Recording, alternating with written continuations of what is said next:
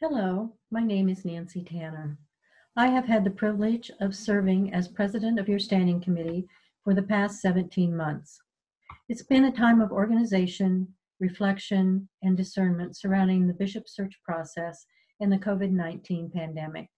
It's also been a time of looking to the future with our hopes and dreams. Before I begin with the report of the standing committee, I would like to introduce you to our members. Serving as Vice President is Reverend Lynn Briggs, Vicar of Resurrection Church.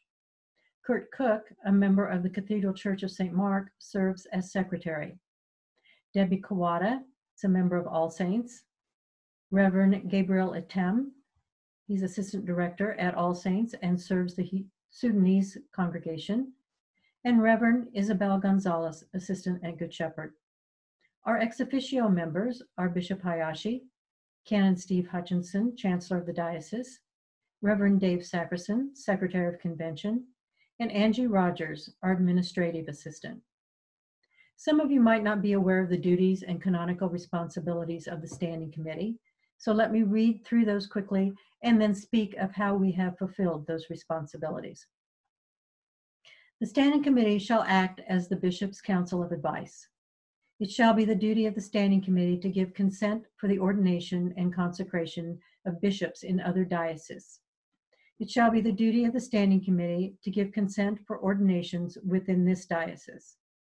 It shall be the duty of the Standing Committee, acting with the consent of the bishop, to give consent for the encumbrance or alienation of all real property held or managed by the diocese, congregation, institutions, or corporation. The elected members of the Standing Committee shall serve as members of the Board of Trustees of the Corporation of the Episcopal Church of Utah. The Standing Committee shall report to the Council the anticipated distribution from the Perpetual Trust for the budget of the diocese for the next year and report the same to Convention. And the Standing Committee shall perform such other work as it may be directed to do by the Convention or by the Bishop. So the Standing Committee meets monthly to carry out those canonical responsibilities. Each meeting, we receive and discuss reports from the Chancellor and the Bishop, as these are standing agenda items.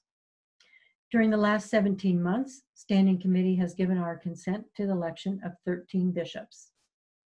We have given to the Bishop our recommendation for ordinations of the following individuals within our diocese.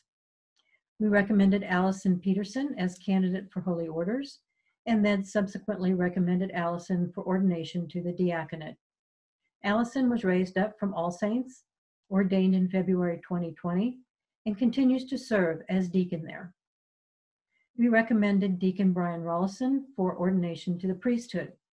Brian was raised up from St. Paul's, Salt Lake, ordained in September 2019, and is serving as rector at 2 parishes, Holy Innocents, St. Paul's, and Grace Church and the Incarnation. These are in the Diocese of Pennsylvania.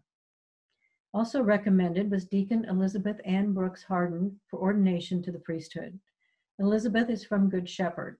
She was ordained in November 2019 and serves as priest in charge at St. Luke's, Brockport, New York, in the Diocese of Rochester. And last month, Suzanne Miller was recommended as candidate for Holy Orders. Suzanne is from Good Shepherd.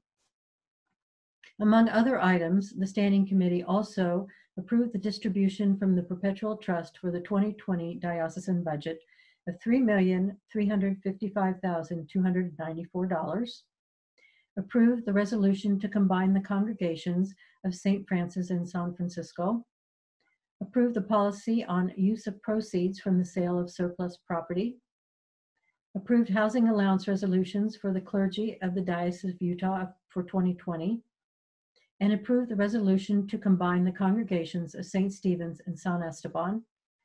And we also approved a resolution to form a diocesan property committee. In July 2019, the Standing Committee agreed to begin yearly visits to all congregations in the Diocese of Utah. The goal was to meet with each congregation at least once every 12 months with representation from both Standing Committee and Diocesan Council. We began our visits in September 2019 and met with 9 congregations until March 2020, when church services were suspended due to COVID-19. Our visits enriched our connection with our fellow Episcopalians by giving us the opportunity to have conversations and to answer questions.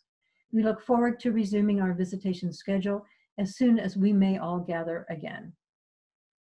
In August 2019, when the Standing Committee proposed sponsoring people to go to the first Rooted in Jesus conference in January, we approved the use of the 150th anniversary project funds to cover the costs of sending up to 440 lay persons. However, because of the overwhelming response of grant submissions within the first 2 weeks, we amended our proposal and approved $100,000 to cover expenses for lay attendees. Approximately 90 people, 15 clergy among them, representing 18 congregations, attended the conference in Atlanta. The expectations were that people would get excited about Jesus, be exposed to creative ideas from around the wider church, and bring home ideas to implement in their congregations and to share with all in the diocese. After the conference, the nation began to shut down little by little due to the coronavirus. Plans for sharing their learnings at the April convention faded, but the learnings deepened as the participants reported they found themselves even more rooted in Jesus. This was a good investment in the faith of the people of the Diocese of Utah, with more to come from our many conference attendees. In October 2019, Bishop Hayashi announced his resignation as Bishop of the Episcopal Diocese of Utah, effective October 2021. With that announcement, the Standing Committee began its task of overseeing and shepherding the diocese through the transition and election of a new bishop in accordance with our canons. We met regularly to build a necessary foundation to launch a bishop search and transition process and to lay the groundwork for calling the next bishop. On October 3rd, we met with the Right Reverend Todd Owsley, Bishop for the Office of Pastoral Development in the presiding bishop's office. In November, we hired the Very Reverend Ron Klingenpeel as search consultant to guide us through this transition. In November, the Bishop's Search website was developed and launched in conjunction with our Diocesan Communications Department. In December, Reverend Lynn Briggs drafted a prayer for the search of our bishop that was distributed to all congregations. The nominating committee was elected in January 2020 and began their work with an organizing and training retreat in February. An election calendar was developed in conjunction with the nominating committee. Standing Committee developed a budget for the search, and the Transition Committee was appointed in May. In April, the Standing Committee agreed to the Nominating Committee's recommendation of a 60 to 90-day shift in the calendar due to the uncertainty around the COVID-19 pandemic. In July, with the ongoing effects of COVID-19, we approved another date adjustment of approximately 9 months. Our primary reason for making this decision was to ensure the integrity of the discernment process for possible candidates, and you will hear more about that from the nominating committee. We are currently in communication with the presiding bishop's office to confirm a new date for the consecration of our new bishop. And we are most grateful to Bishop Hayashi for his generosity to stay with us until that time. The coronavirus pandemic has turned our world upside down. We haven't been together inside our buildings for over 5 months. However, we can see each other's smiling faces on Zoom. Classes and worship and Zoom happy hours can include participants from around the globe. And people from all over the Diocese of Utah can connect with each other without the difficulties of travel. So the Standing Committee proposes that following the Diocese Convention, we host a community conversation on Zoom once a month. There'll be no agenda, but perhaps a question that we'll put out about faith or our Episcopal tradition to explore. Please watch for details, which we will send to your congregations so that you can join the conversation. In closing, I would like to share a couple of quotes. From Corrie ten Boom: "Never be afraid to trust an unknown future to a known God."